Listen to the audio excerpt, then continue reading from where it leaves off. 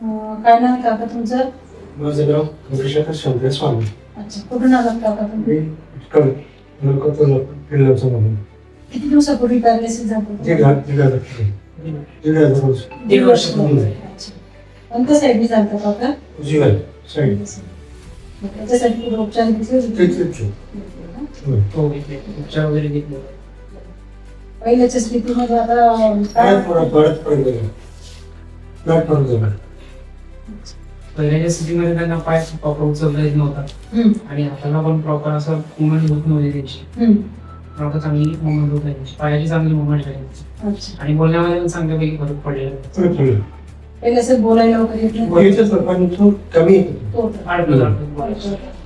आता चांगला फरक झालाय, मध्ये पण चांगला फरक झालाय आणि महत्वाची म्हणजे झोप पण त्यांना छान लागत त्याच्यामुळे.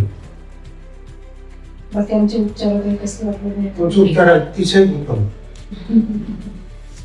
इथला स्टाफ वर्ग जर पाहायला गेला तर अतिशय चांगला आहे, मनमिळावे आहे आणि डॉक्टरांचा पण अतिशय चांगला मग सल्ला मिळतो इथे आणि एकदम व्यवस्थितपणे ट्रीट केलं जातं.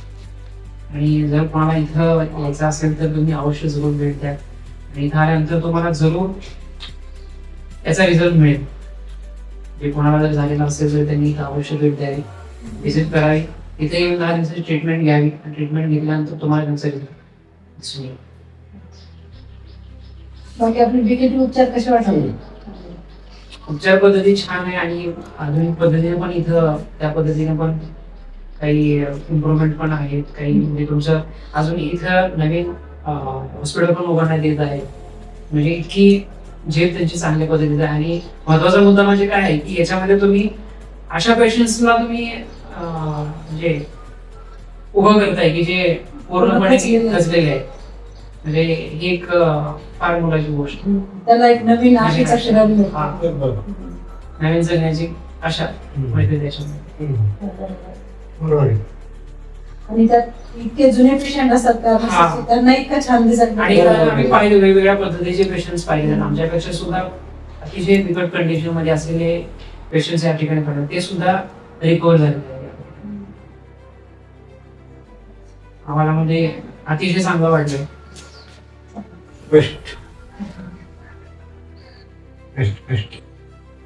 म्हणजे पप्पांना ते काय आवडलं, सिस्टम छान आणि स्वच्छता पण व्यवस्थित आहे आणि पेशंटला जे काय म्हणतात त्यांना की बाबा रागावणे म्हणा हा प्रकार इथे नाही,